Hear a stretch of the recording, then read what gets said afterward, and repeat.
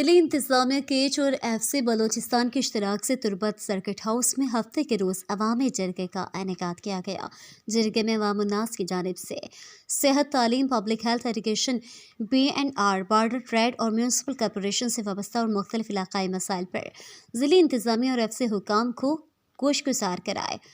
Deputy commissioner केच इस्माइल इब्राहिम ने वहां पर मौजूद मुतालिका सरकारी अफसरान से इनके मसाइल को तरजीह बुनियादों पर फौरी तौर पर हल करने के अहकाम जारी किए। इस मौके पर जरगे से डिप्टी कमिश्नर केच इस्माइल इब्राहिम ने गुफ्तगू करते हुए कहा कि इस तरह के जरगे के इनेकाद का मकसद अवाम के मसाइल से आगाही हासिल करना होता है ताकि इस फॉर्म के ज़रिए से अवामी मसाइल के हल के हवाले से फौरी इक़दाम उठाए जा सकें। इस मौके पर कमांडेंट मकरान स्काउट ने जरगे से खिताब करते हुए कहा कि पाक फौज और FC बलोचिस्तान अवामी मसाइल के हल के लिए ज़िली इंतज़ामिया और सुहेलीन इदारों की मावनत के लिए हर वक्त तैयार है।